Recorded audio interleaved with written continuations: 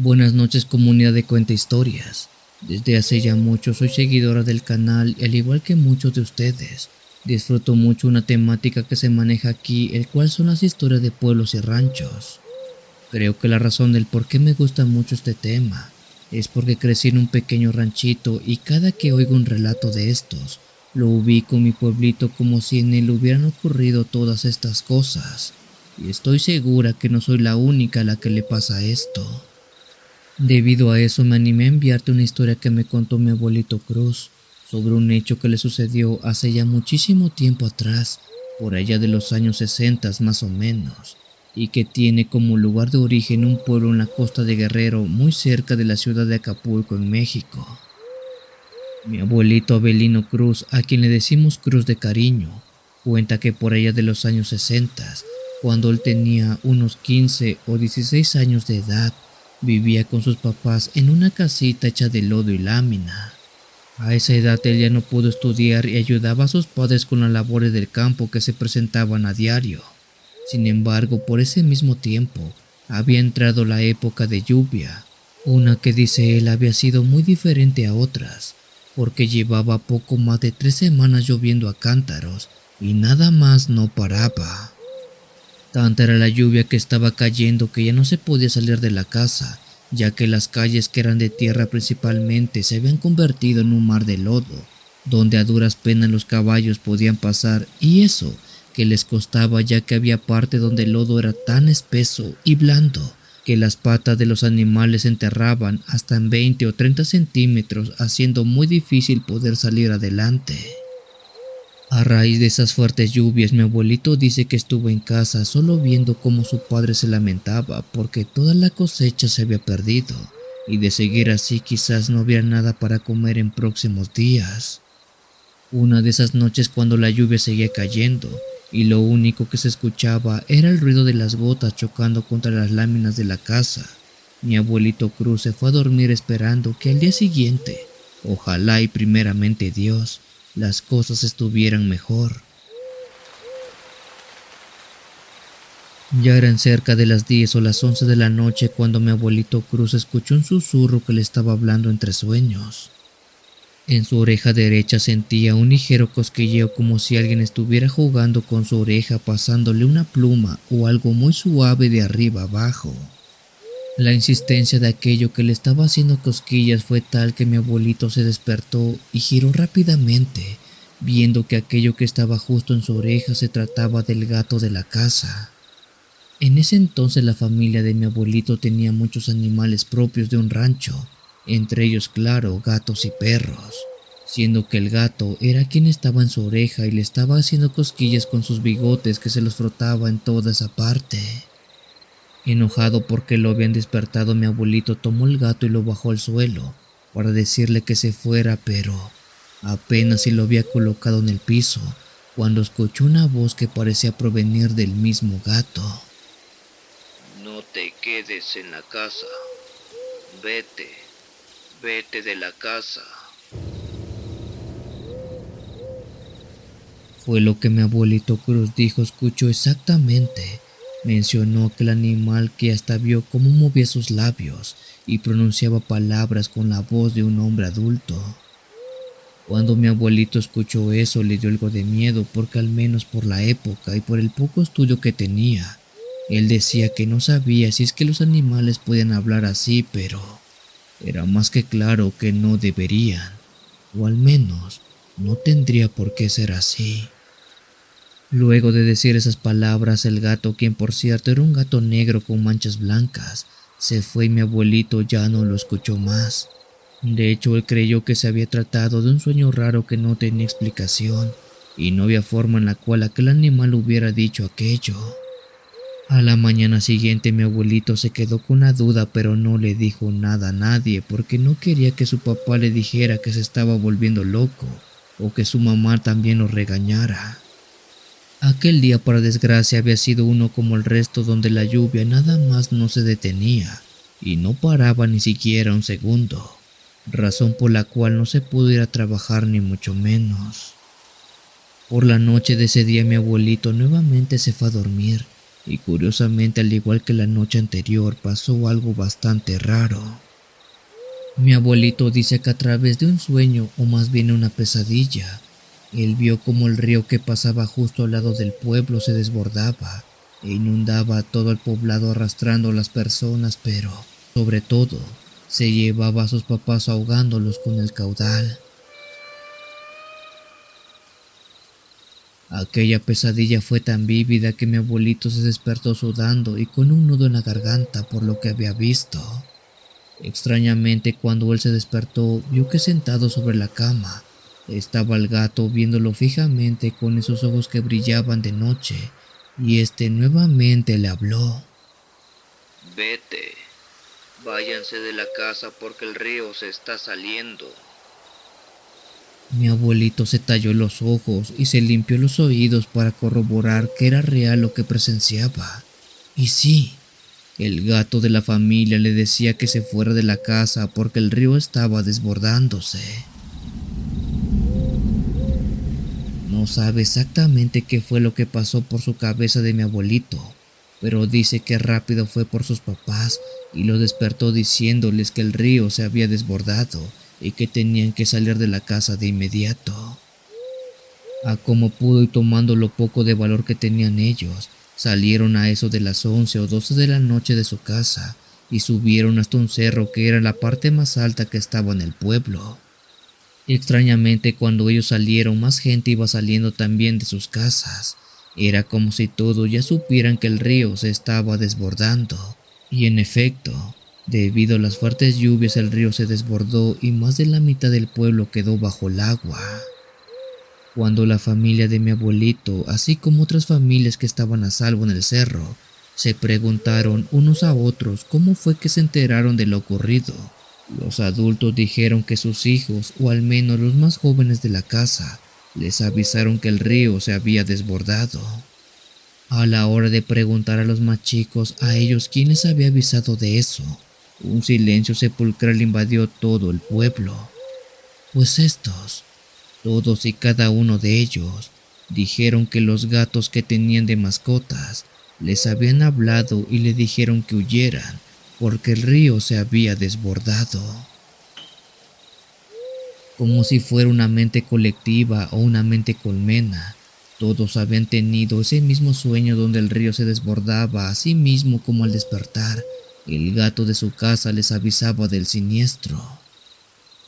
Aquella noche en ese pueblo nadie murió porque los gatos les avisaron de la catástrofe, pues de no haberlo hecho a todos los hubiera tomado dormidos en su casa, y bueno, no quiero pensar qué hubiera ocurrido. A raíz de eso, dice mi abuelito Cruz que a su gato, así como al resto de gatos de los pobladores, se les preguntó 1,000 veces si es que podían hablar y cómo es que lo hacían, pero nadie volvió a hacerlo. Ninguno de aquellos gatos volvió a tener un comportamiento extraño. Todos actuaban como siempre lo habían hecho, como simples gatos comunes.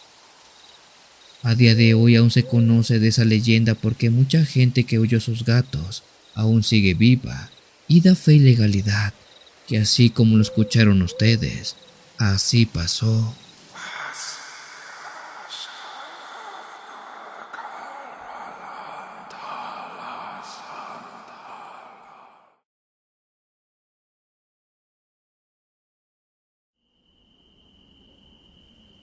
Mi nombre es Saúl y tengo 72 años de edad. La historia que les cuento la envió a través de mi nieto Iván, quien me hizo el favor de redactarla y enviarla para que ojalá y primeramente Dios pueda ser contada en este canal. Esto que les comparto me pasó hace más de 50 años cuando vivía en mi pueblo de nombre El Llano en el estado de Oaxaca en México. Este pueblito está ubicado en la parte de la sierra del estado y en aquel entonces se trataba de un lugar muy pequeño de no más de 200 habitantes, con pocas casas donde toda la gente se dedicaba al campo y a las labores del hogar. Al igual que este pueblo, alrededor había muchos pueblitos similares a este como San Ignacio, La Cumbre, Pasto Alto, Laguna Verde y demás poblaciones que para poder ir de una a otra se tenía que caminar por grandes veredas de tierra, muy similares a las que te envío en este momento por fotografía, pero que en ese entonces eran mucho más angostas y reducidas. Recuerdo muy bien que por ese entonces yo, al igual que el resto de la gente de mi pueblo y de otros pueblos, solíamos caminar por todos esos valles para poder llegar a otros poblados, ya sea para comprar algún producto, vender algo de nuestra cosecha, acudir a la escuela o algún centro médico. Así que se puede decir que era algo muy común ver a gente ir y venir. Sin embargo, había algo que a mí siempre me extrañó, pues por un tiempo en uno de estos caminos que está a mitad de un cerro que da justo al frente de mi pueblo, empecé a ver 3 luces de color rojo que caminaban por las noches. Si bien estas luces no las veía todas las noches, sí era frecuente que 1 o 2 veces por semana llegara a verlas ya pasado de las 8 o las 9 de la noche. En pantalla les muestro el lugar exacto donde en rojo está marcado el camino que antes se usaba para viajar y donde yo veía esas 3 luces de color rojo. Le pregunté a mi padre si él sabía de quién se trataba aquello que iba caminando. Sin embargo, él decía que quizás era gente de otros pueblos que iban a lugares lejanos y por ello tenían que trasnochar caminando por muchas horas para poder llegar a su destino. Si bien era algo normal ver a gente caminar de noche, casi no se hacía debido a que, como ya vieron, todo es bosque, donde los animales salvajes están a la hora del día y de la noche aún más, así que solo se caminaba de noche cuando se tenía que llegar a un lugar muy lejano y se quería ahorrar algo de tiempo. Aquellas luces que yo veía, si se lo preguntan, eran luces propias de un candil de aceite, instrumento que era muy común que la gente usara en la época para iluminar su camino. En ese tiempo eran contadas las personas que tenían lámparas de baterías, ya que eran muy caras, así que la opción más simple eran candiles. A su vez que esas luces que yo veía nunca cambiaban de color, no flotaban, no destellaban alto o bajo, eran simples luces de lumbre que caminaban una tras de otra, que incluso en ciertas partes donde la vegetación era bastante espesa, se perdían, para luego aparecer más adelante como si nada. Fue por todo eso que yo pensé que se trataba de un grupo de personas solo dirigiéndose a algún lugar en específico. Una tarde-noche, ya después de varios meses de haber presenciado esas luces, por cosa de un asunto familiar tuve que ir de mi pueblo al pueblo de San Ignacio, pueblo que curiosamente para llegar a él se tenía que atravesar por ese mismo camino donde yo llegaba a ver las luces. Armado solo con un candil de aceite y el encargo que tenía que hacer, comencé a andar a eso de las 7 de la noche, cuando el sol ya se había metido y nada más me quedaba a mi vista y la lumbre para no perderme por el camino. Ya estaba justo por aquel sendero que nuevamente les muestro en pantalla, cuando a lo lejos y de frente a mí vi aquellas luces que parecían estar acercándose. He de decir que sentí algo de miedo cuando vi estas 3 luces, ya que aunque sentía que podían tratarse de personas, algo dentro de mí me decía que tenía que tener mucho cuidado. A cada paso que daba solo se escuchaba el chocar de mis pies contra el suelo y muy a lo lejos el aullido de coyotes o lobos.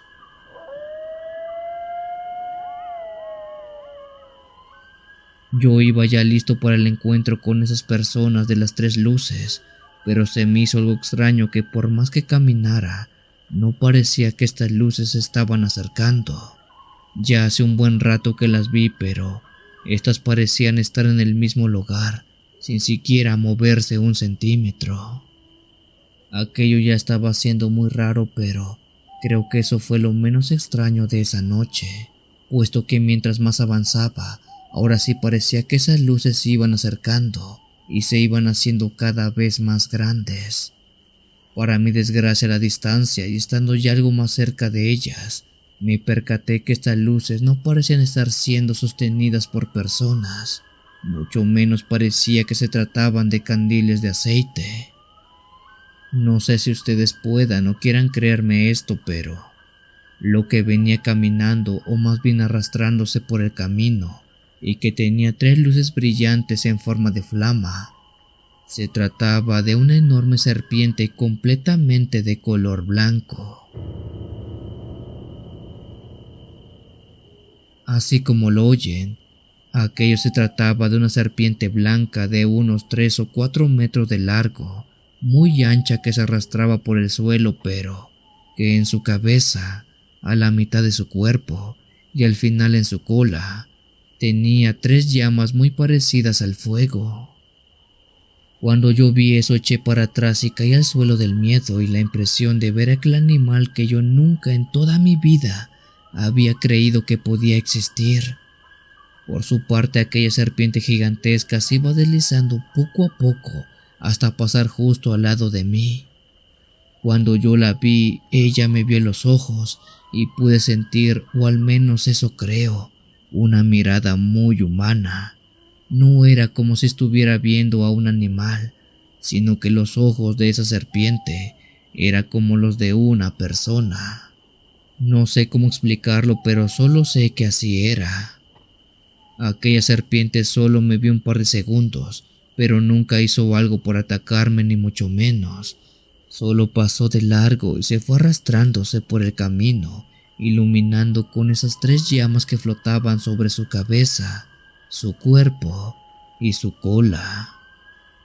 Por mi parte me quedé ahí un rato tirado creyendo que era una pesadilla lo que había visto, pero no. Por más que me pellizcaba, eso era real. Esa serpiente sí existía y sí la había visto. Cuando volví a casa el otro día le conté a mi padre lo de la serpiente. Él me creyó porque sabe que nunca le he mentido, pero aún así él no sabía de qué podría tratarse. Lo más sensato que dijo era que quizás se trataba de un protector del bosque, algún ser que nuestros pueblos indígenas adoraban atrás tiempo. Con el tiempo aquellas 3 luces se siguieron viendo hasta que poco a poco dejaron de ser vistas. Yo creo que tiene más de 40 años que ya no las he visto nuevamente, y quién sabe si esa serpiente blanca siga por aquel lugar.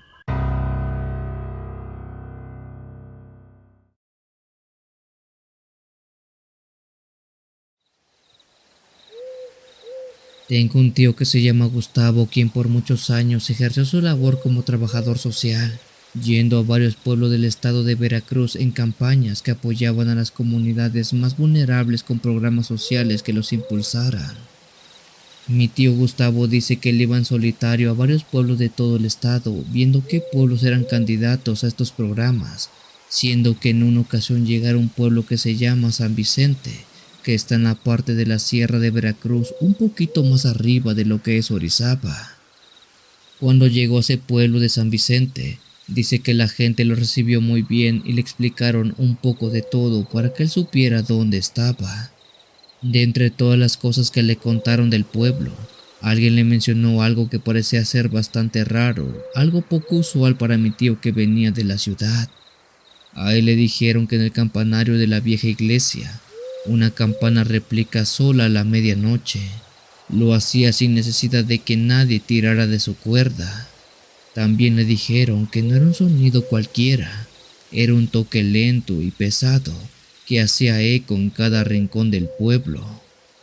Nadie sabía con certeza por qué sonaba, pero todos estaban de acuerdo con una cosa: cuando la campana empezaba, nadie debía salir de sus casas. En el momento en que mi tío oyó eso, se le hizo algo propio del pueblo, ya saben, una historia tipo leyenda. Sin embargo, esta historia comenzó a tomar fuerza una noche, cuando mi tío se le hizo algo tarde para regresar a su lugar donde se estaba quedando, pues dice que en ese momento comenzó a escuchar como aquella campana repicaba.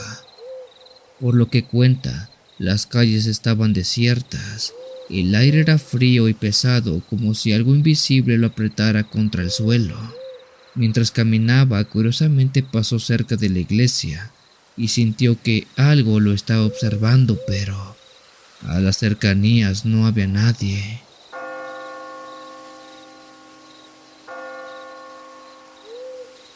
El sonido de la campana era más fuerte a cada paso, como si no solo lo llamara, sino que también lo empujara.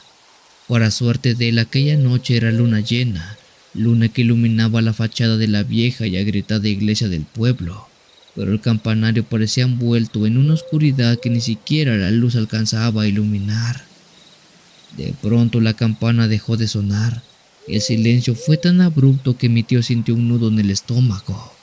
Rápido le encendió su linterna y apuntó hacia la entrada de la iglesia. Por extraño que parezca, pero la puerta de madera estaba entreabierta, algo que los pobladores aseguraban no debería ser. Aquello le dio algo de intriga a mi tío, por lo cual empujó la entrada para entrar. Un crujido resonó por toda la iglesia vacía. El interior estaba igual de oscuro que el campanario. Las bancas de madera parecían estar llenas de polvo y un olor a humedad invadía el aire por completo. Sin embargo, había algo más, un leve murmullo que venía del altar. Con miedo mi tío avanzó sintiendo que cada paso era más difícil que el anterior. Ya estando un poco más adentro, enfocó la linterna y vio algo que le heló la sangre. Esto se trataba de una figura encapuchada de pie frente al altar. Esta era alta, con una capa negra que parecía absorber la poca luz del lugar. ¿Quién está ahí?, gritó mi tío, tratando de sonar valiente. La figura no respondió, solo levantó la cabeza, dejando ver un rostro pálido, casi traslúcido, con ojos hundidos que parecían dos pozos oscuros. Mi tío retrocedió, pero tropezó con uno de los bancos, cayendo al suelo. Cuando levantó la vista, la figura ya no estaba al frente de él. Sin embargo, él sentía la respiración pesada y cuando giró la cabeza, ahí estaba, a pocos metros de él, observándolo desde las sombras. Como Dios le dio a entender, corrió hacia la salida, dejando la linterna tirada en el suelo de aquella iglesia. Mi tío dice que por desgracia él no le dio el apoyo a ese pueblo porque tuvo tanto miedo de eso que vio en la iglesia, que ya no quiso regresar a ese lugar y mejor decidió dar el apoyo a otro poblado que estaba un poco más lejos y que estaba un poco más necesitado. Sin embargo, él nunca ha podido sacarse de la cabeza lo que vio, porque esa leyenda del pueblo de San Vicente resultó ser cierta.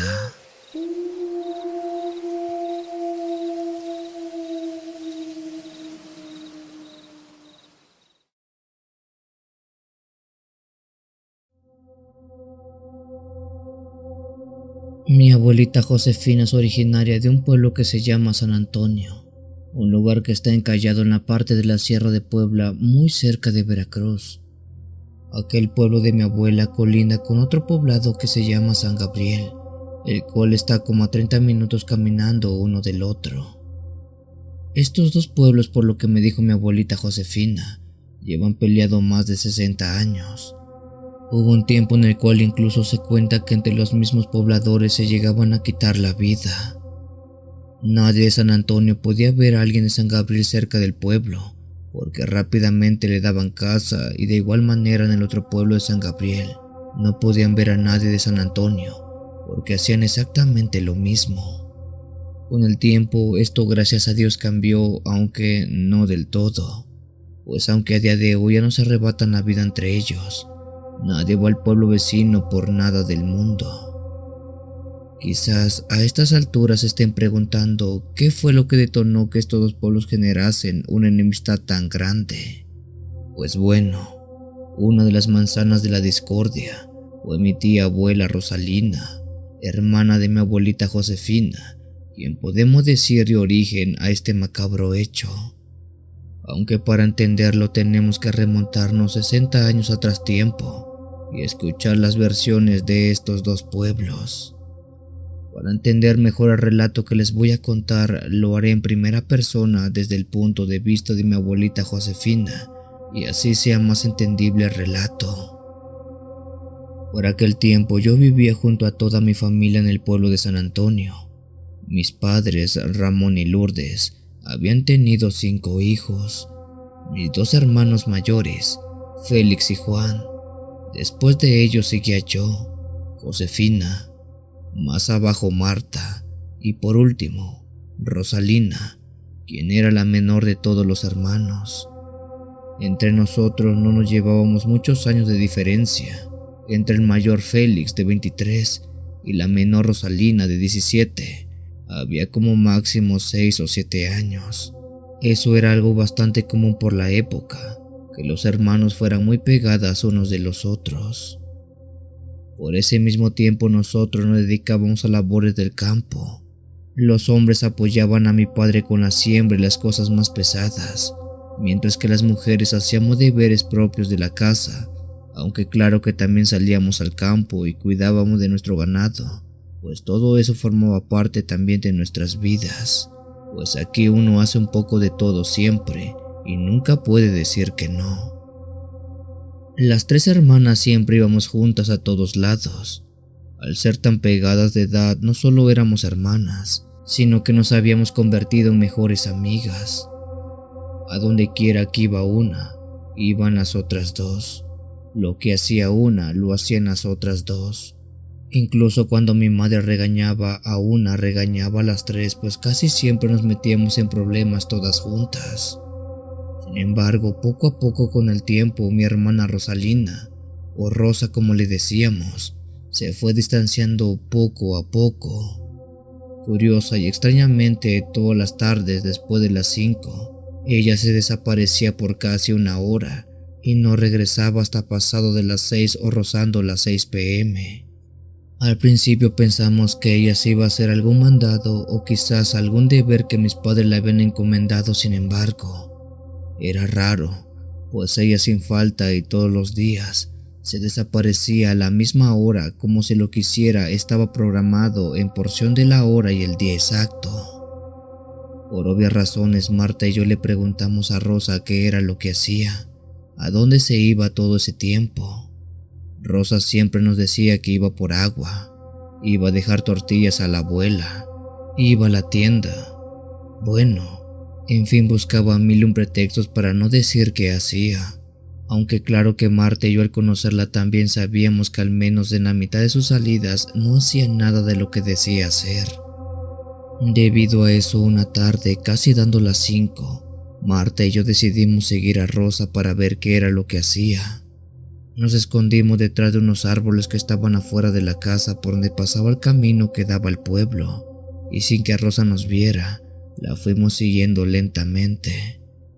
Lo extraño era que Rosa, lejos de ir al pueblo o alguna casa a las orillas del mismo, caminó hacia el río que pasaba a orillas del mismo pueblo. Pero no solo eso, sino que en un punto ella dejó de caminar por el sendero que se usa y empezó a caminar entre el campo abierto atravesando arbustos, árboles y maleza. No sé a dónde iba Rosa, pero al pueblo seguro no iba. Tras caminar cerca de 5 minutos desde que se desvió del sendero del río, ella llegó justo a un árbol grande que estaba en medio del bosque. Curiosamente, en ese lugar estaba alguien parado. Se trataba de un hombre, un muchacho joven como de 20 años, de pelo corto negro, delgado, alto, que así como vio llegar a mi hermana Rosa, le dio un abrazo y se quedaron unos minutos en ese estado. Marta y yo nos quedamos con la cara cuadrada, pues la condenada de Rosa ya tenía novio, y todas las tardes se escapaba para verlo en aquel árbol. Harto chisme pensamos teníamos para contar en la casa volviendo. Incluso quizás varios de ustedes piensen que la pelea de los 2 pueblos era por los enamorados, algo que quizás vuelva predecible y aburrido este relato, algo así como las familias de Romeo y Julieta. Pues no, sigan escuchando, porque esto tiene un giro aterrador, algo muy crudo, y nada tiene que ver el amor en este caso. Tras esa vez que vimos a Rosa con ese muchacho, en varias ocasiones la seguimos para ver qué más hacían. Ellos casi siempre se veían a la misma hora y en el mismo lugar. Se abrazaban y se ponían a platicar hasta que daba la hora de despedirse. Se daban un beso en la mejilla y ambos regresaban cada uno a su casa, y así eran todos los días.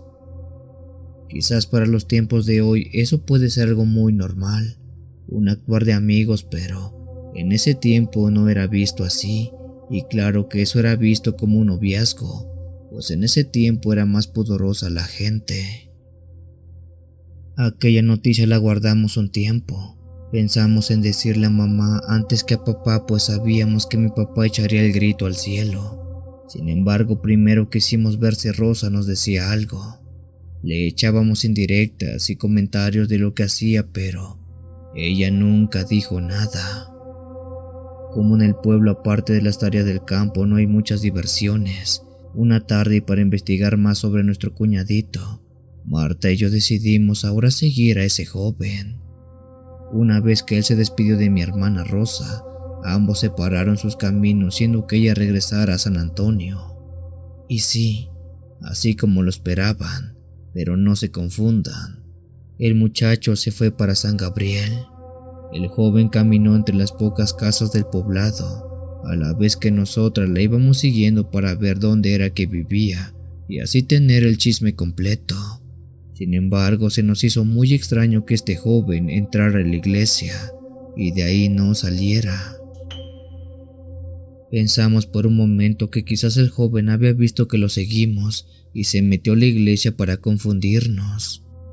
Sin embargo, era extraño, pues a partir de esa ocasión, a ese joven, Marta y yo lo seguimos varias veces y siempre llegaba a la iglesia de San Gabriel, donde entraba pero nunca salía.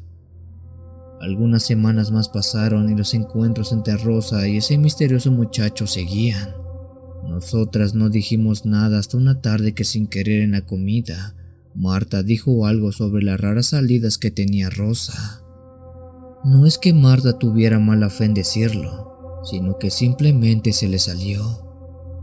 Mi padre rápido entró en cólera y preguntó si acaso Rosa estaba descuidando sus deberes para ir a ver a quién sabe quién. Ante la tremenda problemática y presión a Rosa, no le quedó de otra que decir la verdad, aunque eso sí, nunca dijo el nombre de ese muchacho. A mi padre no le molestaba que sus hijas tuvieran pretendientes, lo que a él le molestaba era que fueran a escondidas, entre escondites, en lo oscurito, ahí donde sabrá Dios qué hacían. Además que dijo que ningún buen hombre, o al menos uno que se respeta, no andaría a escondidas. Vendría a dar la cara y a pedir salir con una de sus hijas. Debido a todo esto dicho, mi padre le prohibió a Rosa ver a ese hombre nuevamente, y ay de él si se lo encontraba, porque aunque no fuera su hijo, le daría sus buenos jalones de oreja por hacer lo que estaba haciendo. Tras eso, a Rosa se le prohibió salir sola. A cualquier cosa que ella hiciera siempre iba una de las hermanas, un hermano o mi propia madre. Creo que Rosa estuvo cerca de una semana sin ver a ese hombre por el castigo, algo que le afectó mucho, supongo, pues se veía muy mal. Si llegaron hasta esta parte de la historia, sujétense bien y verifiquen que tengan batería en su teléfono o que no estén por interrumpirlos, pues se viene lo más crudo de esta historia. Una noche como a las 11, mientras las tres hermanas dormíamos en el mismo cuarto que compartíamos, un extraño ruido se empezó a escuchar. Este era como el de alguien queriendo abrir la puerta del cuarto. Cuando yo me desperté, vi por medio de la luz del patio que se metía por la ventana, como Rosa estaba tratando de abrir la misma ventana. Extrañamente, afuera y parado, estaba ese misterioso muchacho que se decía ser el novio de ella. Aquel había venido por mi hermana Rosa y creo pensaba llevársela con él, algo que por el tiempo era bastante común, cuando se decía que se robaban a las novias. Yo me desperté rápido y le dije a Rosa que no hiciera una locura. Ella era muy joven para juntarse y no sabía lo que estaba haciendo. Aquel escándalo despertó a Marta, quien también se paró y quisimos detener a Rosa. Hasta el día de hoy me sigo preguntando por qué no hicimos más, por qué no la atamos, por qué no gritamos, por qué no la detuvimos. Rosa logró abrir la puerta y dijo que él se iba a ir con Gabriel. Ese era el nombre de aquel muchacho. Gabriel. Tras eso, Rosa salió por la ventana y empezó a correr junto a Gabriel para el bosque, a la misma dirección en donde estaba aquel árbol, por donde todas las tardes ellos se veían. Rápido fuimos por mis papás y mis hermanos, a quienes les avisamos de todo lo que había ocurrido. Mi padre se puso sus zapatos y junto a Félix, el hermano mayor, quien por cierto tomó su arma, salieron tras Rosa y aquel muchacho. Como ellos no sabían dónde era que estaba el árbol donde mi hermana se veía con el joven y donde muy posiblemente se iban a ir, les dije que Marta y yo los acompañaríamos para guiarlos. Los cuatro en plena noche, solo iluminados por lámpara de pilas y con el aullar de los perros, además del frío que calaba hondo, corrimos tras mi hermana Rosa. Aprisa corrimos hasta ese lugar que por la noche todo se volvía más confuso y peligroso. Yo les puedo jurar que no tardamos más de 5 minutos en salir tras de ellos dos, un tiempo que yo creo no fue mucho, pero sí lo suficiente para que pasara lo que pasó. Ya estando cerca del árbol escuchamos el ruido de un grito. Era el grito desgarrador de una mujer. Era Rosa gritando. Para cuando llegamos al árbol y lo iluminamos, encontramos algo horrible. Justo a pie de ese árbol estaba Rosa tirada en el suelo, pero ella tenía el estómago abierto de lado a lado y el cuello también estaba con el mismo corte. De milagro, y solo es por un pedazo de piel que era lo único que unió el cuerpo con la cabeza, es que ella no estaba en dos partes. Mi padre y todos nos pusimos a llorar, pero en ese momento la rabia pudo más, pues mi padre tomó el arma y vio a todos lados.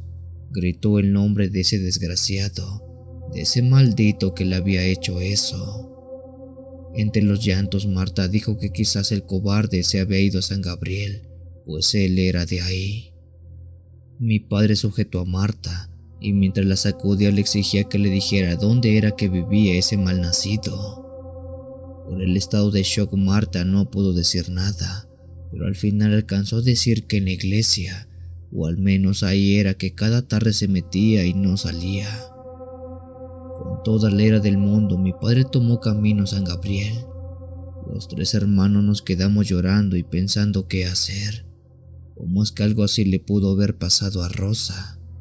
Pero aquí no paraba la cosa, pues esto no es lo más extraño y mucho menos lo más aterrador de la historia. Al ver que mi padre corrió para San Gabriel con el arma en mano, yo me asusté porque sabía que iba a ser una locura, aunque creo que a esas alturas quién no lo haría. Por el temor que eso se convirtiera en algo más grande, corrí detrás de él para tratar de tranquilizarlo un poco. La verdad es que no sé cómo es que esa noche logré correr en medio del bosque sin un solo gramo de luz. Mientras corría sentía como mis zapatos de plástico se hundían entre el lodo y las hojas secas. En la cara me pegaban las ramas que no alcanzaba a ver, siendo que solo sintiera cada golpe como una cachetada, como si se tratara de una reprimenda por no haber ayudado a mi hermana, por no haberla detenido antes de irse esa maldita noche. Normalmente el trayecto a San Gabriel es de cerca de media hora, pero creo que esa noche no tardé ni 20 minutos en llegar. Quizás fue por la adrenalina del momento, o quién sabe, pero sentí que logré llegar en cosa de minutos. Para cuando llegué a ese pueblo fui recibido por varios perros que estaban alborotados por el paso de mi padre, que había dejado tras huir detrás de aquel maldito infeliz. Ubicarlo fue fácil, pues para entonces muchas de las luces del pueblo ya estaban prendidas y una gran cantidad de gente estaba fuera de sus casas o en las calles preguntándose quién era el hombre que gritaba y pedía que saliera ese desgraciado. Esto se volvía más aterrador cuando la gente lo veía que tenía una pistola y que tenía las manos manchadas de sangre, la sangre de su hija. Para cuando llegué a donde estaba mi padre, él estaba hablando con un señor que supongo era así como el líder del pueblo de San Gabriel. En ese tiempo no había puestos políticos como hoy. Ya no recuerdo cómo es que se les decía las cabecillas de los pueblos, No sé si regidor o comandante, no lo recuerdo, pero mi padre estaba hablando con el que tenía el cargo de aquel pueblo. Mi padre le exigía que le diera al muchacho que había hecho tan atroz acto. El regidor, a quien así le diremos, preguntaba quién, cómo, qué sucedió. Por la cólera de mi padre le costaba expresarse. Fue ahí que yo describí el muchacho con el que salía mi hermana. De tantas veces que lo vi no pude olvidar su cara ni sus rasgos de ese tal Gabriel. Yo describí a detalle cómo era aquel hombre, pero las caras que se mostraban en los presentes eran muy extrañas. Ellos se volteaban a ver entre ellos mismos, como si no supieran de quién hablaba. De hecho, el regidor dijo que en el pueblo no había nadie con esas características. Mi padre dijo que no les creía, que seguramente lo estaban encubriendo, y si no querían que él disparara como loco, que mejor se lo entregaran. Ojo por ojo y diente por diente. El regidor trató de calmar a mi padre, pero pregunto yo, ¿acaso era posible después de lo que había visto, de lo que le había pasado? El regidor dijo que podía formar a todos los jóvenes del pueblo en fila y aún así no hallaría al culpable. Sin embargo, si había un delito, él lo ayudaría a que éste se resolviera lo más pronto posible. Mi padre entonces recordó lo que dijo Marta, aquello de la iglesia, que ahí era que luego aquel hombre se veía entrar, siendo prácticamente de inmediato que pensara que ahí ocultaban a ese infeliz. Corriendo fue hasta la iglesia, la cual estaba cerrada, pero de varias patadas tiró la puerta de madera. El regidor lo calmó y dijo que no era el lugar para hacer eso, que ahí estaba el patrono del pueblo y era una falta de respeto a todo lo que estaba ocurriendo. Con la iglesia abierta, mi padre entró y gritó que se mostrara aquel hombre. Dentro de la iglesia todo estaba oscuro, así que alumbró con su linterna y vio a todos lados. Justo detrás de mi padre entré yo, así como el regidor y más gente. Era claro que la iglesia estaba sola, no había nadie ahí, pero en un paso de luz que mi padre hizo, vi algo que me hizo saltar del susto. Ahí estaba ese muchacho, grité. Aunque fue por escasos segundos, vi como la luz de la lámpara iluminó a ese hombre dentro de la iglesia. Mi padre regresó la luz y lo alumbró. Ahí estaba él, parado, con la misma ropa de siempre, con ese cabello corto negro, alto, delgado. Era el mismo. Ahí estaba el criminal. Pero había un problema. Esta era una imagen de yeso de tamaño natural de un santo. Aquel que se veía como aquel muchacho se trataba de una imagen, de una estatua. Mi padre me sujetó y dijo que no dijera tonterías. Entre lágrimas le dije que no mentía. Eso de ahí era igual al hombre que veía a mi hermana en el árbol. El regidor de San Gabriel, intrigado, preguntó si nos habíamos vuelto locos, pues estábamos señalando a un patrón de ese pueblo. En pantalla están viendo al santo que esa noche vimos, a San Gabriel de la Dolosa. El regidor dijo que nos fuéramos, que en verdad algo nos había pasado o quizás andábamos poseídos como para hacer ese tipo de desfiguros dentro del templo. Mi padre se sintió dolido, pues no sabía qué hacer, así que hizo lo único que se le vino a la cabeza. Jaló el gatillo. ¿A quién le dio? Al regidor. A sí mismo. A mí en su desesperación. ¿A quién le disparó mi padre? Después del sonido de la bala se escuchó como algo se rompió en 1000 pedazos. Mi padre le había disparado la imagen de yeso de aquel santo. Eso fue una blasfemia, fue un delito religioso, fue una atrocidad, quizás piensen. Pues no, y oigan esto. Una vez que esa estatua voló en 1000 pedazos, partes de ella caían del cielo en la cara y la cabeza de los presentes que estaban dentro de la iglesia, pero lejos de mancharse de polvo, se mancharon de sangre. Aquella figura por dentro era de carne y hueso. El regidor y todos aquellos que estábamos presentes esa noche nos manchamos de vísceras, como de algo vivo que no debería ser así. Incluso mi padre y yo, con la cara llena de rojo, no podíamos creer lo que había ocurrido. Y no era pintura, era carne. Yo la vi volar, la vi en el piso, vi lo que se ve cuando un ser humano tiene un accidente. ¿Saben qué es lo más extraño de todo eso? El regidor de ese pueblo de San Gabriel nos espantó por ver salir sangre de aquella figura. De hecho, parecía que sí sabía qué era esa cosa, porque esa cosa no era un santo, no era nada bueno. Ellos nunca le rindieron culto a su patrón de San Gabriel.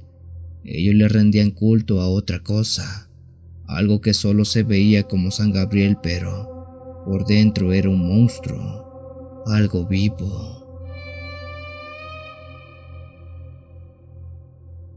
El regidor y la gente que vio eso cayó al piso y pidió perdón al patrón diciendo que no sabían que eso iba a pasar. Mi padre y yo no entendíamos nada, no sabíamos qué rayos pasaba y entre el mar de llantos que estaban dentro de la iglesia, salimos corriendo de regreso a casa. ¿Qué pasó después?, se preguntarán ustedes. Creo que eso ya es algo más fácil de digerir. El regidor y la gente de ese pueblo quiso venganza. Quiso atacar al pueblo de San Antonio. Ellos querían que pagáramos porque habíamos destruido a su deidad. Así es, no a su santo, a su deidad. Una que engañó a mi hermana y que al final terminó haciendo lo que hizo. Aquellos primeros años de conflicto fueron crudos, pues ambos pueblos defendían lo que era suyo. San Antonio lo que pasó con Rosa y San Gabriel lo que pasó con su deidad. Eso sí, nunca dijeron por qué su santo de yeso tenía carne por dentro. Pasada 3 generaciones de ese hecho, aún hay rencillas entre ambos pueblos. Lo más triste es que hay gente que pelea porque así le enseñaron sus antepasados, pero ellos ni saben por qué pelean, y aquellos que aún lo recordamos, queremos olvidarlo.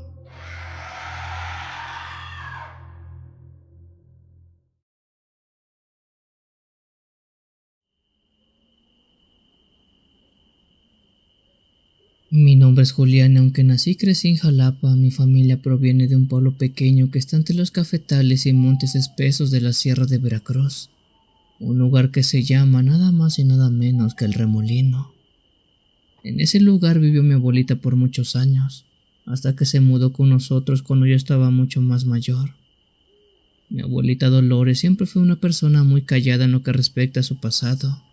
Ella no hablaba mucho de su pueblo porque le traía muy malos recuerdos, no tanto por las malas experiencias que le tocó vivir con su familia, sino porque en su momento le tocó vivir muchas cosas feas que se hacían en aquel hogar, cosas que muchos pensarían eran cosas de broma o de ficción, pero que en ese pueblo sí pasaban y quizás sigan pasando.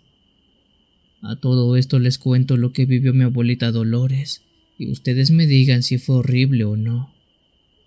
Todo aquello comenzó en la década de los 60, cuando mi abuelita era una mujer muy joven, con 3 hijos pequeños y un marido que trabajaba en el campo. En esa época el pueblo era todavía más aislado que ahora. Estaba rodeado de árboles muy altos, caminos de tierra y quebradas que se llenaban con las lluvias en las temporadas de aguas. La vida era bastante tranquila, dice ella, hasta que empezaron a desaparecer niños. Suena feo, pero dice que así de la nada, de una manera muy rara, varios niños, principalmente aquellos que tenían menos de 7 años de nacido, fueron desapareciendo en el pueblo. Primero fue el hijo menor de don Carmelo, un niño de 7 años que se llamaba Esteban. Según se dijo, el pequeño había ido a buscar leña con su hermana mayor, pero nunca regresó. La hermana no supo cómo es que se perdió o quién se lo llevó. Luego desapareció un bebé de brazos que dormía bajo un mezquite mientras su madre lavaba en el río. Nadie escuchó nada, nadie vio nada, solo se esfumó. Al principio todos pensaron que era un animal salvaje, o incluso secuestradores que venían de otros pueblos para llevarse a los niños. pero luego empezaron a desaparecer animales de los corrales también. Gallinas, cabras, incluso burros. De manera extraña la puerta de los gallineros amanecían abiertas, pero no forzadas, como si alguien desde dentro las hubiera abierto. Eso hacía pensar que quien hurtaba a los animales y quizás a los niños era una persona y no un animal. Aunque lo que desconcertó a toda la gente del pueblo es que sí hallaron huellas en los lugares de los crímenes, pero estas no eran huellas humanas, ni de animales tampoco. Eran como marcas de garras alargadas con 3 dedos. Mi abuelita dice que todas las noches se escuchaban ruidos raros, aleteos fuertes arriba de su casa, como si algo muy grande pasara por encima de los techos de lámina, y un chillido agudo en todo el pueblo, como el de un cerdo moribundo que salía desde las profundidades del monte. Conforme los días pasaban, la gente del pueblo empezó a hablar de una bruja, ya que más de uno dijo haber visto e incluso se mencionó que vieron cómo se quiso llevar a un niño pequeño. Aquella era una bruja que, según los viejos, vivió en el monte desde antes que el pueblo del Remolino siquiera tuviera nombre. Decían que se alimentaba de la sangre de los niños y de la carne de los animales. Era por eso que se los llevaba a los dos. Nadie sabía su nombre, solo que se aparecía en las noches frías y que olía como a cera derretida y a hojas podridas. Ese era el aroma peculiar que tenía esa bruja en particular, pues se dice que cada una tiene un olor diferente. Ninguna bruja huele igual. Dice mi abuela que una noche estaba cuidando a sus hijos, mientras su marido había salido a cortar algo de caña. Para entonces ya los había acostado, pues era algo tarde, siendo que en ese momento escucharon un golpe seco arriba del techo de su casa. En su momento pensó que era una rama, pero luego escuchó otro golpe y otro, hasta que escuchó como algo caminaba por encima de la casa. Mi abuelita Dolores se quedó quieta, abrazando a los niños, hasta que oyó un susurro que venía por parte de la ventana, como si alguien rascara el marco de madera. Por suerte esa noche no pasó nada, pero sabía que quien estuvo fuera era muy seguramente la bruja. Al día siguiente fue a contarle al padre del pueblo, quien por cierto ya sospechaba lo que estaba pasando con esa mentada bruja. Al ver que sus ataques no calmaban, el padre reunió a los hombres y mujeres más valientes y les enseñó las 12 verdades, unas oraciones que, si dices en voz alta, sirven para cazar brujas. También le dijo que llevaran sal, porque eso las debilitaba, pues su tarea era atrapar a esa mendiga bruja de una vez por todas. Una madrugada, cuando el gallo apenas había cantado por primera vez, un grupo de 20 personas salió con machetes, antorchas, costales de sal y esas oraciones muy bien aprendidas. Siguieron el rastro de huellas hasta el ojo de agua que estaba en el monte, donde muchos ya no querían atreverse a ir porque se decía que por ahí vivía aquella mujer. Quién sabe si fue suerte o si en verdad por ahí vivía la bruja, pero la cosa es que justo en ese lugar vieron a una persona, a una mujer alta, flaca, con pelo seco, con el cabello largo hasta los pies y la piel tan negra que parecía carbón, que no era nadie que la mismísima bruja. En ese momento y sin tregua alguna, uno de los hombres le aventó directamente sal al pecho y la bruja cayó de rodillas. Aprisa y sin perder tiempo empezaron a rezar las 12 verdades en voz alta. La mujer chilló como si la estuvieran arrancando la lengua de un solo tajo. Según dice mi abuelita, ese día la tierra tembló un poco. Los árboles se sacudieron, aunque no había viento. Era como si el bosque supiera lo que estaba pasando en sus entrañas. Después que la bruja estuvo sometida, la amarraron en un árbol seco que había en medio de un claro. Le echaron leña verde para que el humo fuera espeso y no dejara que su alma escapara fácil, pero también leña seca para que ardiera muy bien. Después sin piedad le prendieron fuego mientras seguían rezando para que la bruja sufriera por todo lo que había hecho en aquel pueblo. El fuego no duró mucho, pero el olor quedó impregnado en todo el monte por días. Cuando el fuego se apagó, lo único que quedó de aquella bruja fue su cabeza, o eso dicen, pues esta quedó tan negra, chamuscada, con los dientes apretados como si todavía estuviera viva, y aunque se decía que ella estaba muerta, nadie quería atreverse a tocarla, no por temor a que estuviera con vida y les cayera algún tipo de maldición.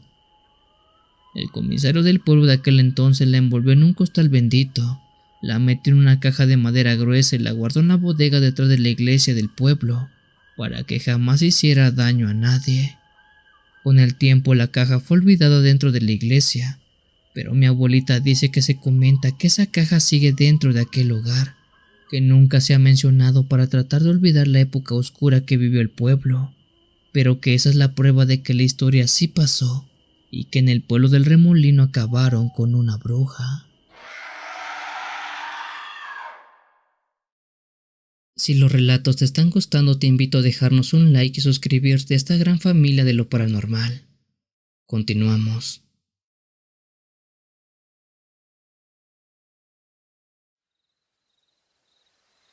Me llamo Elena y esta es la historia más extraña y aterradora que me ha tocado vivir. Por cuestión de seguridad no puedo decir el nombre del lugar donde pasó porque mi esposo me pidió que no lo hiciera. El pueblo donde ocurrió esto es muy cerrado de mente y no le gustaría que la gente vaya a juzgar sus tradiciones y mucho menos que los documente. La razón del por qué envío este relato tiene que ver con un par de historias que he oído en este canal y en otros, de cosas horribles que pasan en los pueblos, y creo que esta es otra de esas historias. Todo ocurrió hace unos años apenas, cuando recién me había casado con mi esposo David. David nació y creció en un pueblo pequeño al norte de Zacatecas. Eso es lo único que les puedo decir en relación a aquel lugar, aunque también puedo describir que es un lugar pintoresco, con calles empedradas, gente amable y una plaza central muy linda como la de los pueblos mágicos. Pero había algo que no me dijo hasta que ya era demasiado tarde, pues su pueblo tenía y tiene una tradición que no se parece a ninguna otra que alguna vez yo hubiera visto en toda mi vida. Pero bueno, para entender esto les cuento qué fue lo que pasó en aquel entonces. Yo soy de la ciudad de Zacatecas. De hecho, aquí fue donde conocí a mi esposo y nos casamos, aunque yo nunca había ido a su pueblo. Así que cuando llegó diciembre, David me propuso pasar las fiestas en su pueblo con parte de su familia. Acepté encantada. Me ilusionaba conocer a su gente, su rancho, sus costumbres, pero desde que llegamos noté un ambiente medio raro. En casi todos los pueblos que pasábamos antes de llegar al suyo, había decoraciones navideñas por todos lados, pero en su pueblo no había nada, ni luces, ni árboles, nada de adornos de ningún tipo. Eventualmente noté eso muy raro, así que le pregunté por qué el pueblo se sentía tan lúgubre, y no era como los otros pueblos que pasamos en el camino, pero él solamente me decía que era una vieja tradición, que no me preocupara, que ahí la gente tiene tradiciones diferentes al resto de los pueblos que habíamos pasado antes. Créame que jamás entendí a qué se refería con eso, y me hubiera gustado quedarme así, pero bueno, ¿qué le vamos a hacer? Nuestra llegada al pueblo fue muy tranquila. Visitamos a parte de su familia que aún vive por aquel lado, quienes se comportaron muy amables, platicamos, comimos y fueron hospitalarios, así hasta que llegó la noche del 11 de diciembre. Esa noche me dijo mi esposo que el pueblo completo iba a dar una pequeña fiesta y para ello su familia y otras familias del pueblo empezaron a preparar una gran ofrenda de buen tamaño. En el centro de la plaza del pueblo colocaron una mesa larga de madera y sobre ella pusieron comida recién hecha, tamales, pan dulce, mole, frutas, botellas de mezcal e incluso carne cruda, todo dispuesto con mucho cuidado. Así también recuerdo que encendieron velas y colgaron flores, ceniza y una gran cruz que sacaron de la iglesia. Si me lo preguntan, les puedo decir que eso parecía una mezcla entre un altar y un banquete.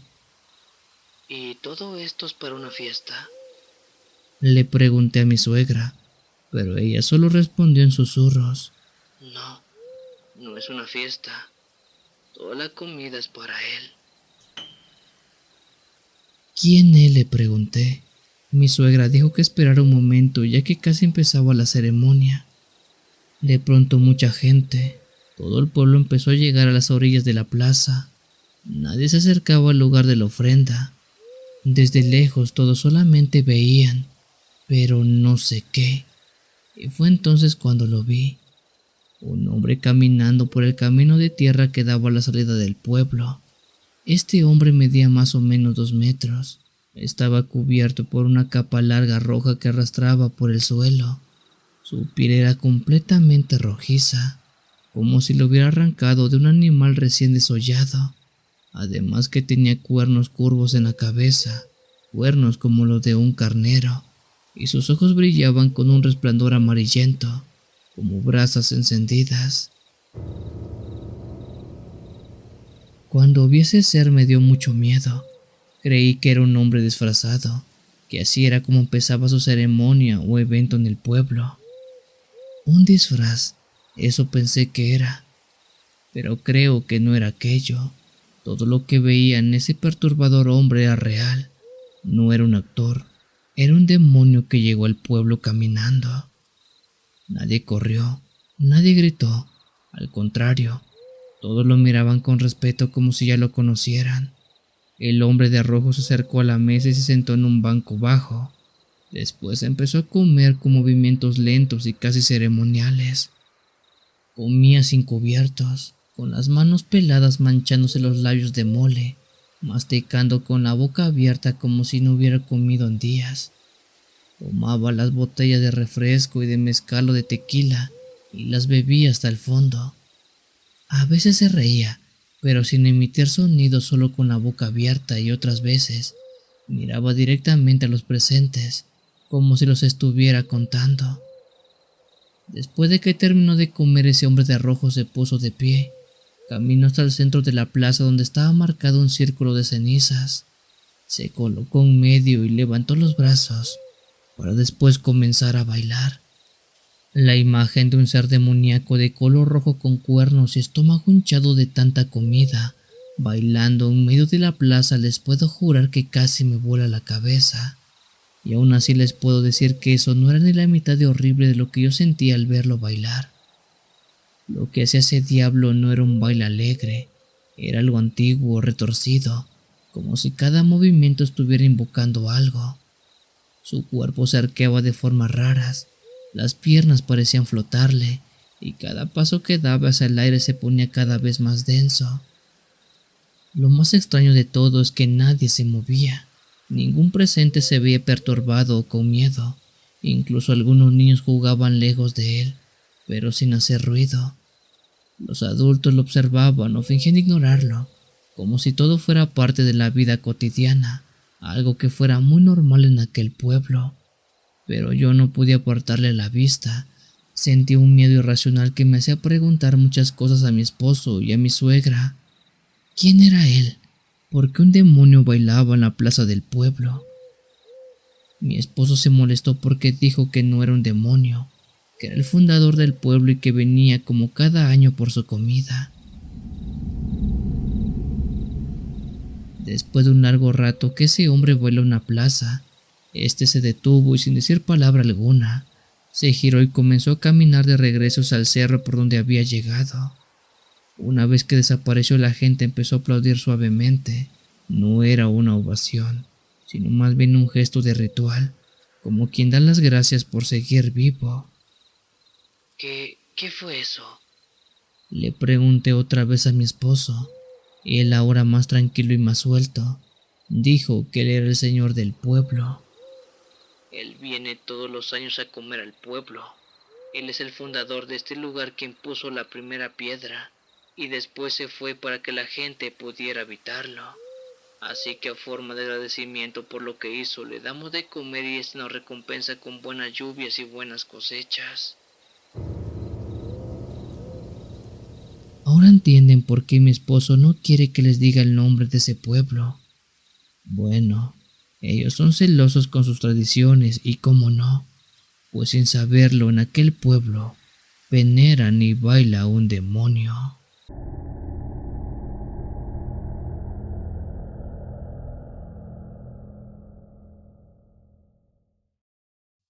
Te recuerdo que tenemos videos diarios y en vivos todas las noches de los días miércoles y sábados. Muchas gracias por tu apoyo. Continuamos.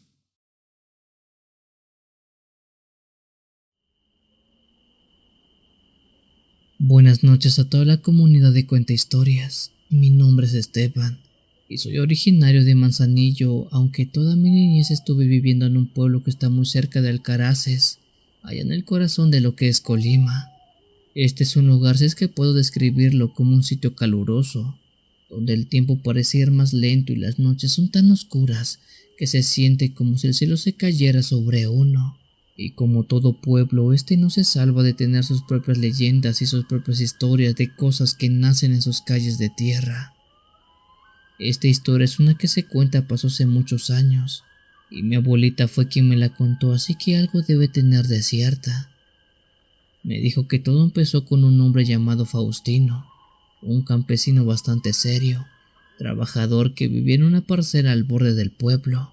El señor Faustino ya tenía sus buenos años para aquel entonces, unos 50 más o menos, y para la época su padre había muerto muchos años antes. Lamentablemente, cuando el padre de don Faustino falleció, aún no existían los panteones, así que lo había enterrado detrás de su casa como se acostumbraba por la época. Allá en su casa se sepultó bajo un árbol de tamarindo que tenía, y ahí se quedó el cuerpo del señor para siempre. Bueno, no tanto así. Con el paso de los años la comunidad fue creciendo y con esto llegaron más cosas al pueblo. Fue así que por fin se logró construir un pequeño panteón junto a la iglesia, allá en la parte alta de la loma del cerro. Fue entonces así que don Faustino, queriendo darle descanso como Dios manda a su padre, decidió desenterrarlo para llevarlo de nuevo al camposanto. Para eso el hombre esperó que la tierra estuviera seca. Sacó una pala y al amanecer de un día lunes, empezó a cavar hasta dar con los restos de su padre, que para entonces ya eran puros huesos, pues ya habían pasado más de 10 años desde que había fallecido y lo había enterrado. Cuando hizo ese acto, lo hizo solo, sin avisarle a nadie para que nadie fuera testigo de lo que estaba haciendo. Al llegar al fondo dice que encontró un esqueleto entero, todavía con algunas ropas podridas pegadas a los huesos que eran de su padre cuando fue sepultado. Con mucho cuidado recogió los restos y los lavó en una batea grande con agua de aljibe y jabón. Aunque pareciera algo turbio, se dice que don Faustino luego lo dejó secar al sol y al día siguiente los metió en una caja de madera que él mismo hizo con la intención de que sirviera como ataúd para cuando fuera enterrado en el panteón otra vez.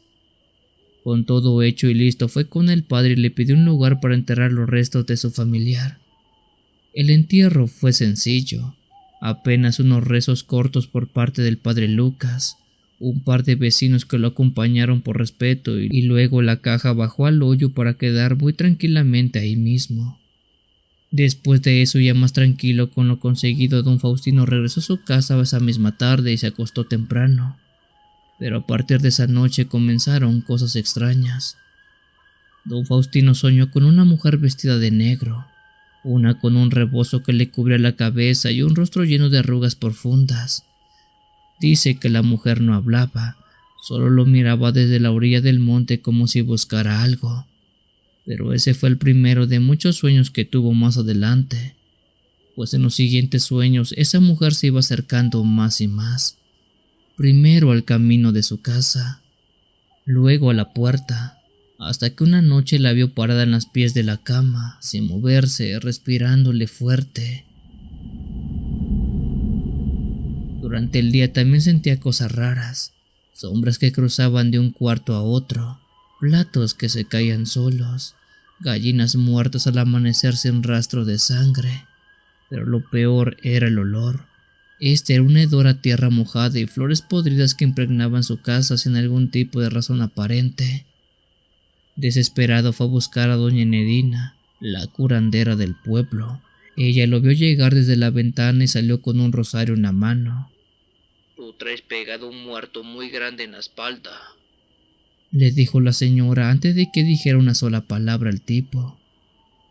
Don Faustino no sabía a qué se refería, así que doña Enedina le hizo pasar y le leyó las cartas.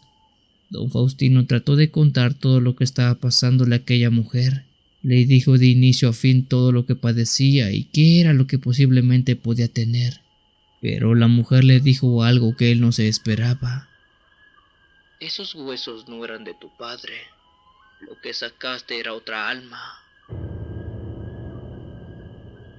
Esa era el alma de una mujer que fue enterrada sin nombre, sin cruz hace muchos años. No sé quién era, pero no era de tu familia. Y como la despertaste, ella te está siguiendo ahora y no piensa dejarte ir. Don Faustino quiso saber qué podía hacer, pero la curandera solamente negó con la cabeza. Cuando se perturba un descanso viejo, no hay forma de volver a dormirlo. Así que no puedo ayudarte, le dijo la mujer. A partir de ahí, el hombre se fue apagando. Dicen que hablaba solo. No comía y todas las noches se escuchaban gritos en su casa.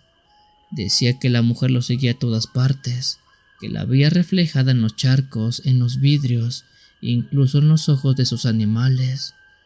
Una madrugada don Faustino dejó de verse por todo el pueblo. Como su ausencia fue mucha y por mucho tiempo, los vecinos fueron a buscarlo y lo encontraron en el panteón tirado enfrente de la tumba donde supuestamente había enterrado la caja de su padre. Pero este ya no estaba vivo. Don Faustino se había quitado la vida.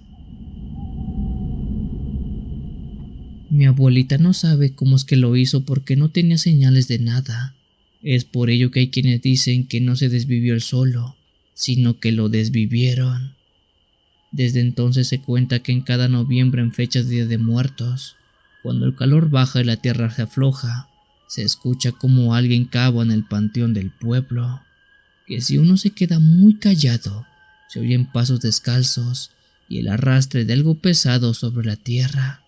Algunos aseguran haber visto caminar a un hombre entre las tumbas con palo al hombro, buscando otra vez al verdadero cuerpo de su padre, o tratando de regresar lo que nunca debió sacar. Y así es que nació en el pueblo la leyenda del enterrador de Santa Cruz.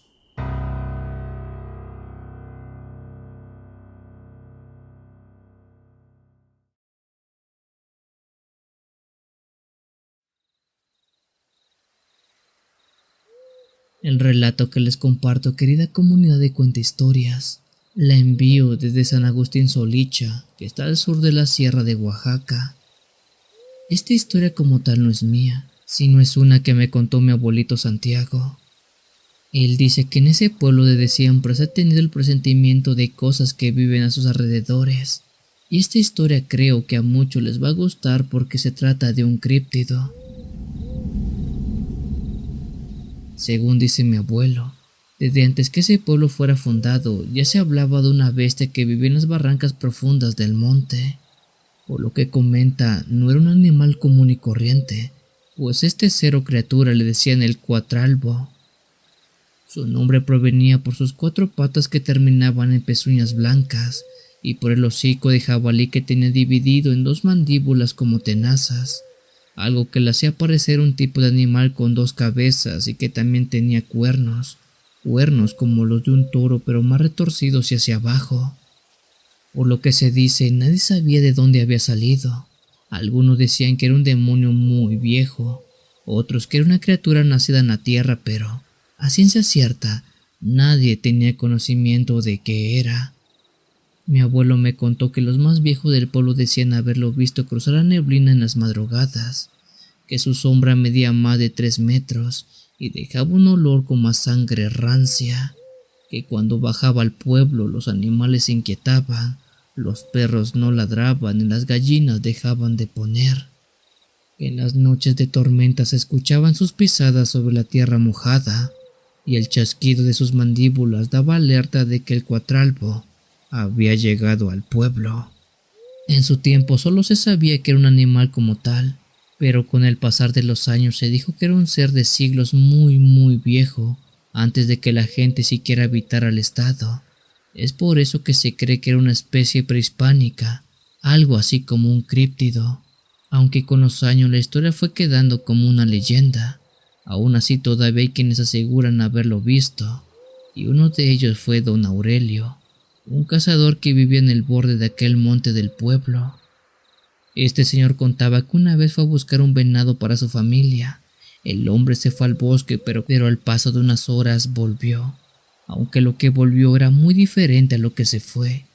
El hombre regresó sin lengua y con el pelo completamente blanco. De lo que pasó y lo que vivió aquel hombre nunca dijo nada.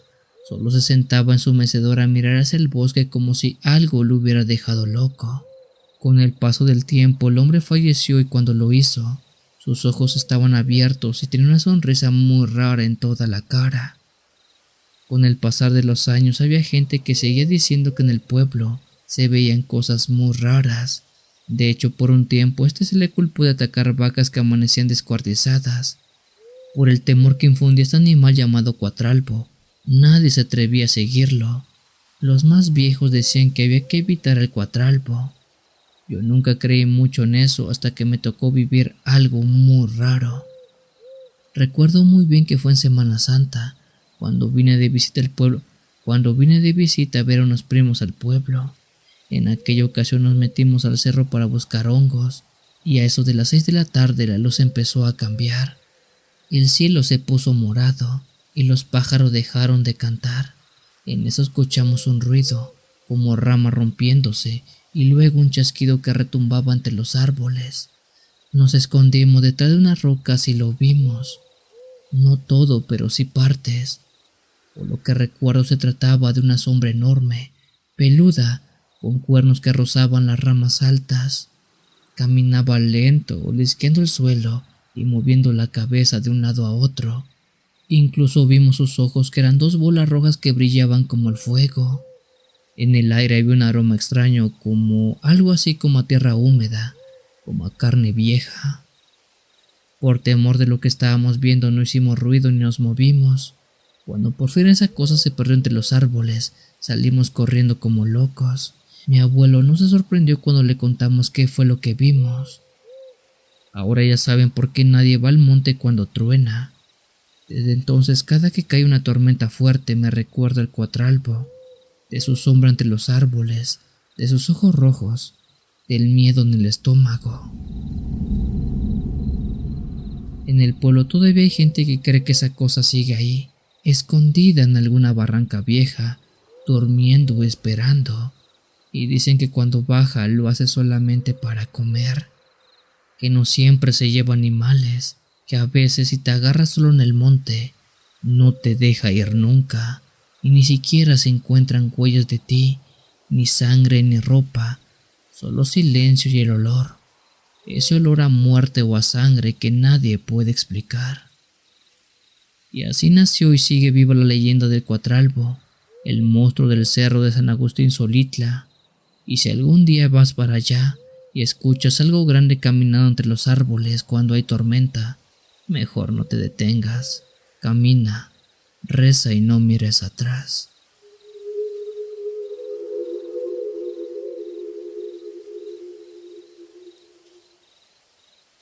Si tienes alguna historia que desees compartir con esta agradable comunidad, te invito a enviarla, ya sea por correo o la página de Facebook. Los links están en la descripción del video. Te agradecería actives todas las notificaciones para estar al día con los relatos que se suben a diario.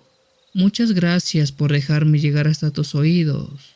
Yo soy el Cuenta Historias. Te deseo una linda y oscura noche.